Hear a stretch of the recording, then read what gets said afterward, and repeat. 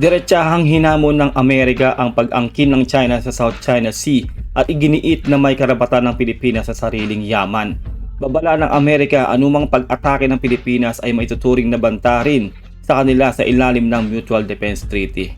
Ipinakita ng Estados Unidos ang matibay na suporta nito sa Pilipinas sa pagprotekta sa ating natural gas sa Malampaya East 1. Para pa sa konteksto ng ating reaction video, panoorin po natin ang video to. Let's do this. In a recent development that has intensified the ongoing territorial dispute in the South China Sea, the United States has extended protection to the Philippines' newly discovered natural gas reserves, which lie in the contested waters of the West Philippine Sea. This move is seen as a direct challenge to China's expansive territorial claims over the area, which have been a source of friction between the two nations for years. The Philippine government, having recently announced the discovery of a significant natural gas field near the Malampaya Reservoir in the West Philippine Sea, has been keen to ensure the security of its newly found energy resources. With this in mind, the U.S. has positioned warships in the region to safeguard these valuable reserves. Maraming salamat po sa Amerika dahil hanggang ngayon ay patuloy po ang pagsuporta nila sa mga kaalyado nilang bansa, particularly po sa atin dyan sa West Philippine Sea. Ensuring they are not disrupted by Chinese maritime forces. Diba talaga nag-deploy po sila ng kanilang warship para maprotektahan po ang Malampaya East 1. Dahil nga po meron tayong bagong na-discover na natural gas dyan sa Malampaya.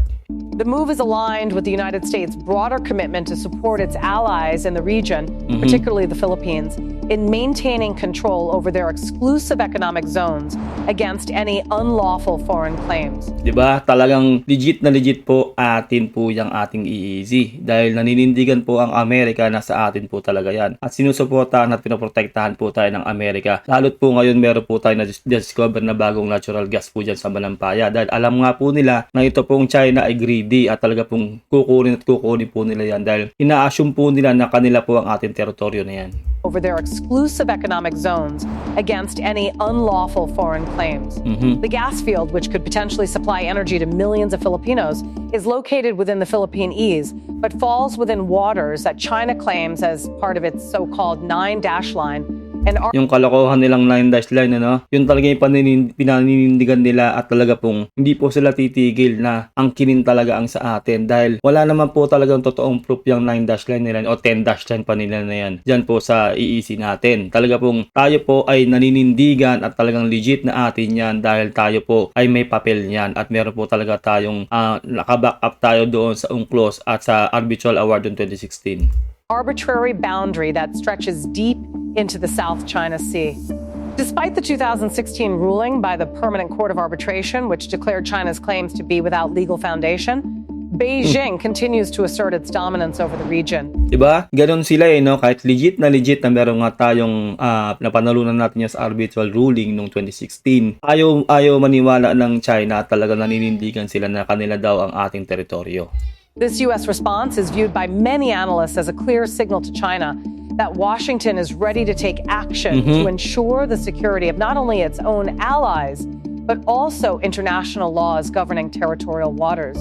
Diba? Ganyang katindi ang ating kaalyadong Amerika mula sa pool tinutulungan tayo. Magte-take daw sila talaga ng action kapag may ginawang kabalbalan ng China sa atin dyan sa Malampaya East 1. Kapag binalak po nilang kunin yan, ay magdedeklara po talaga ng matinding digmaan itong Amerika dito sa China. Lalo po't meron po tayong Mutual Defense Treaty. Kasi nga po kaalyado natin ang Amerika. The U.S.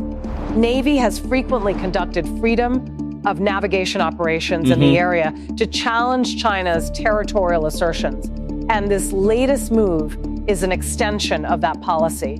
Diba? Ganun po katindi ang Amerika. Kaya nga po mag-isip-isip po kayo, Lalo po yung mga pro-China, yung mga naniniwala po sa China na mas nakakatulong sila sa atin. Mali po yun. Ang Amerika po ang mulat sa pulang tumutulong sa atin. Hindi po nag-a-assert ng effort tumulong sa atin ng China at sila pa po ang nanggugulo dyan sa West Philippine Sea at inaangkin ang ating teritoryo. Mag-isip po kayo mabuti. For the Philippines, which has long struggled with the threat of Chinese encroachment on its maritime territory, the protection of these natural gas reserves is of critical importance. Tama. The discovery comes at a time when the country is looking to diversify its energy resources and reduce its reliance on imports. However, the presence of U.S. warships also brings into sharp focus the broader geopolitical stakes in the South China Sea. Kaya malaking bagay po talaga ang Amerika sa bansang Pilipinas. Lalo po ngayon ay talagang mainit sa mata ng China ang ating EEZ. Lalo po dyan sa Palawan, dyan pa nga po sa Malampaya Iswan. Dahil nakita po talaga ng China na meron po tayo natural na yaman dyan o likas na yaman na magge-generate po ng billion of dollars po. Siyempre, kumbaga, yung mata ni Xi Jinping, nakikita niya, di ba? US dollar talaga. Kaya talagang napansin natin, di ba, sa mga nakarang reaction video natin, dumami o tumriple ang mga vessel ng China dyan sa ating teritoryo, lalo po sa Baho de Masinloc. Kasi nga po, natunugan talaga nila. Sa mga EEZ natin, malamang meron mga natural na yaman pa dyan. Kaya mag-iingat po tayo lagi at lagi po nating babantayan ang ating EEZ dahil gusto po itong China, baka mamaya dun sa mga hindi natin nababantayan ay talaga po nakakapag-drill at nakakapag-sisid na po sila sa ilalim, nare-research na po nila yan, baka makuhanan pa po tayo ng ating likas na yaman dyan. Dapat po ang Pilipinas ang makinabang dyan, hindi po yung China. Where China has increasingly militarized artificial islands and deployed advanced weaponry.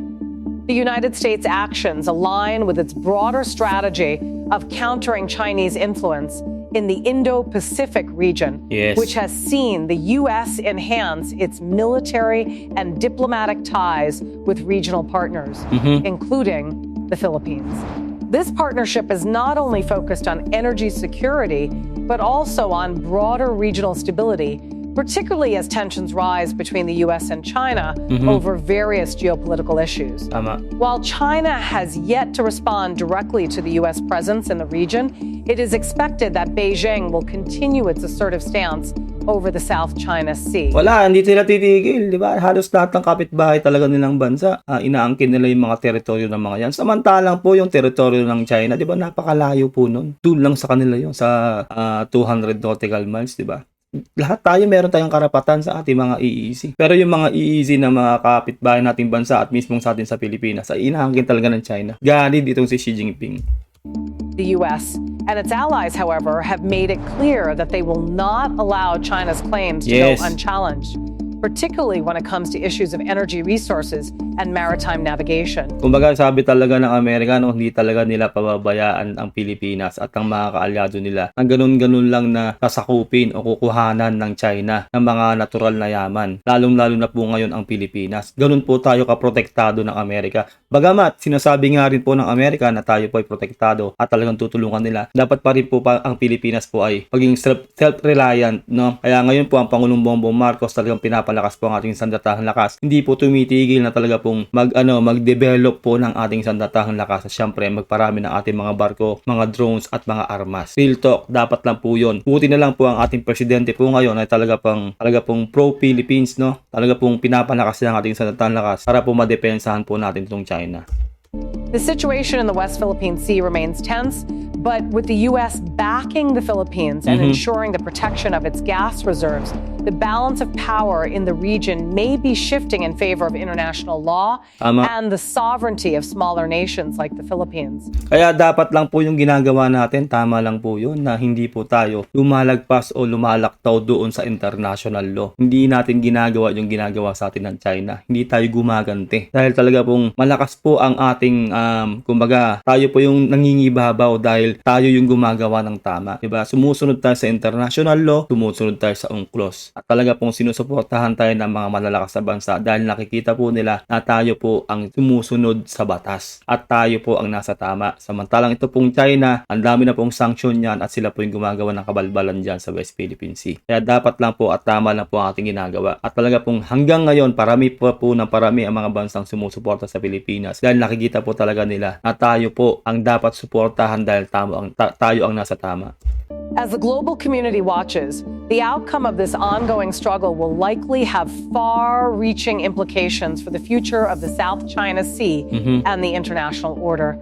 In the backdrop of rising tensions, the U.S. warships stationed near the Philippine Islands are seen as a visible symbol of support and deterrence against China's growing military presence in the region. Maraming salamat talaga sa Amerika, no? Talagang nakabantay po sila diyan para talagang deterrence, no, dito po sa balak gawin ng China na agawin ang ating natural gas diyan po sa Malampaya East 1. At syempre sa pagsakop na rin po sa ating mismong EEZ. Dahil alam naman po natin hanggang ngayon talaga ayaw tumigil ng China. Pero 'di ba kung talagang gusto talaga nilang kuhanin yan, talaga pong gagawa na po sila ng isang matinding hakbang. Pero dahil nga nasa gitna po ang Amerika, no, na nandiyan nakaposte ang Amerika malapit sa atin, hindi po sila basta-basta makagawa ng anumang hakbang. Talagang magdedeklara po sila ng digmaan kasi alam po nilang kasasapitin nila sa Amerika. Tutulong at tutulong po ang Amerika sa atin dahil kaalado po natin sila at meron po tayong Mutual Defense Treaty. The strategic positioning of these naval assets highlights the U.S. commitment to ensuring that any Chinese attempts to disrupt the Philippines' rights to its maritime resources will be met with serious consequences.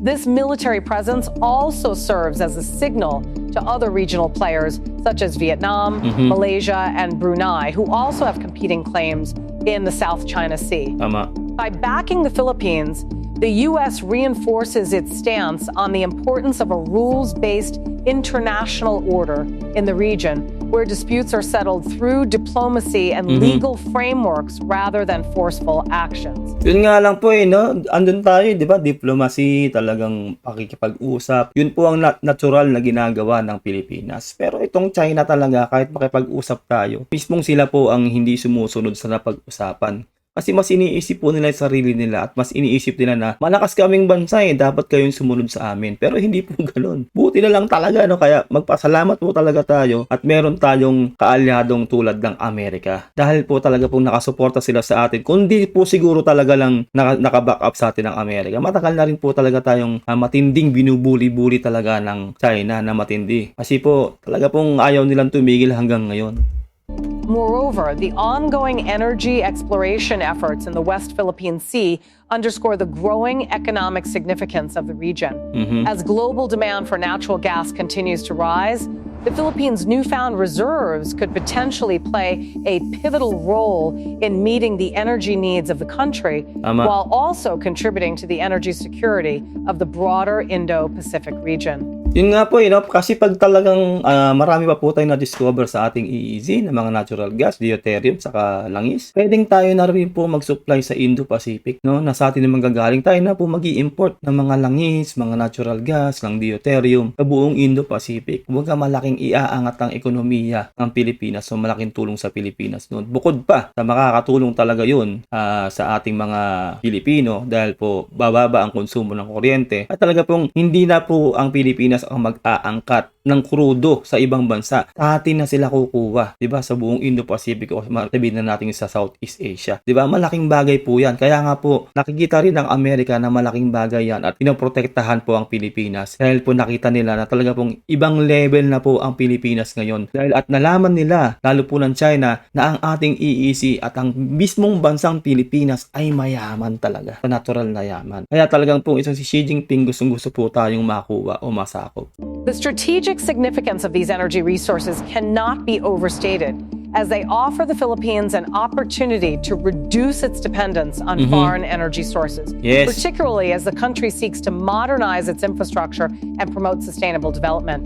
The discovery of the gas field also aligns with the Philippines' broader vision of energy independence and economic growth, making it a crucial asset for the nation's future. However, securing these resources amidst the looming shadow of China's territorial claims presents a significant challenge. Yun talaga yung nagpapagulo itong China, no? Isipin nyo, kung hindi tayo ginagaya ng China, malaya tayong nakakapaglayag dyan sa ating EEZ. Malaya tayong nakakapag-explore, research sa ilalim. Baka nga ngayon po, halos lahat ng EEZ natin. Talagang na-check na yan at talaga pong baka na-discover na po natin na lahat talaga ay meron dyan yung langis, deuterium at mga natural gas. Ito po talagang antagonist natin tong China, ang nagpapatagal sa proseso na makadiscover pa po tayo dyan sa ating EEZ ng mga natural gas, langis at deuterium.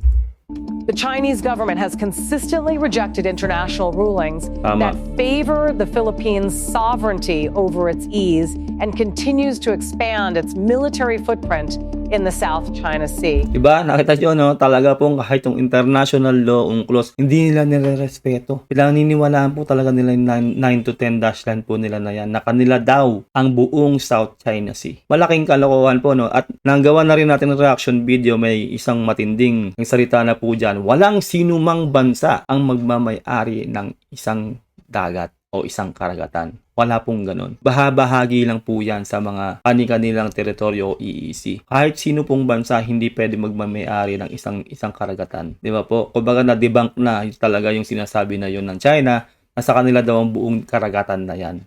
Hindi po at wala po talagang ganun. This aggressive posturing has led to increased tensions and a complex web of competing interests among regional and global powers. The involvement of the U.S. Navy is not just about military might. It also signals a broader commitment to regional stability and the protection of maritime freedoms.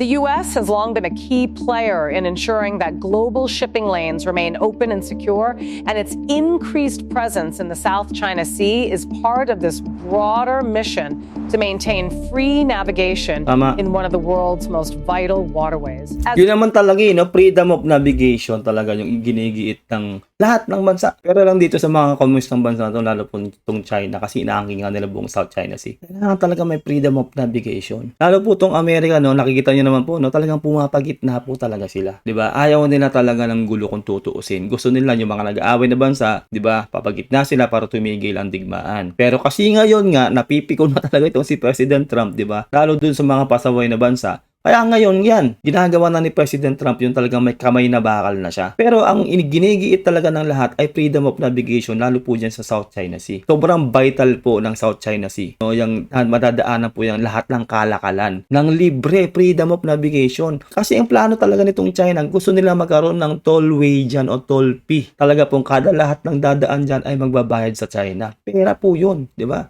Ganun po yung gusto nila mangyari. Na which is hindi po mangyayari yan. Hindi po kakayanin ng China mangyari o makuha ang buong South China Sea. Dahil sa Amerika pa lang po at sa lahat po ng kapitbahay niyang bansa ay kaaway na po ng China, ay talaga pong madudumog po itong China. Kaya yung gustong mangyari ng China na makuha ang buong South China Sea ay malabo pa po yan sa sabaw ng pusit. To maintain free navigation in one of the world's most vital waterways. As the Philippines navigates this delicate situation, it must balance its relationships with both the United States and China, while also asserting its own national interests. The country's leadership has emphasized the importance of diplomacy and dialogue in resolving the dispute, but the looming presence of military assets from both China and the U.S.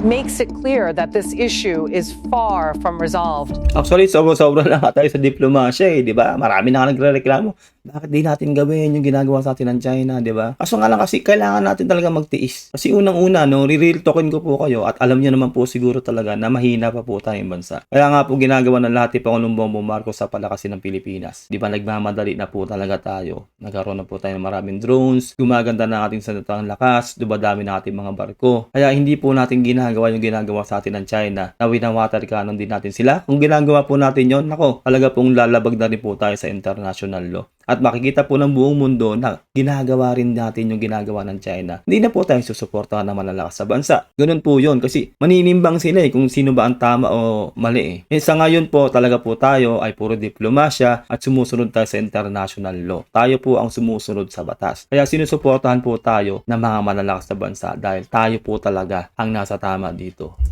The Philippines has also sought to strengthen its defense capabilities, recognizing the growing need to safeguard its territorial integrity. Yan po yung ginagawa ni Pangulong Bongbong Marcos, di ba? Kaso babanggit niya lang po, no? Nagpapalakas nga po ang Pilipinas sa ating mga pangdepensa. Real talk, di ba? Kahit po sa international media na po to, no? Alam po talaga nila na ang Pilipinas po ay unti-unti na pong lumalakas at nagpapalakas. No, yan po ang ginagawa ng ating Pangulong Bongbong Marcos. Pasalamat po tayo, ang ating presidente talaga ay pro-Philippines, no? Dahil po kung hindi, alam niyo na po, baka ng katotohanan na naging probinsya na tayo ng China.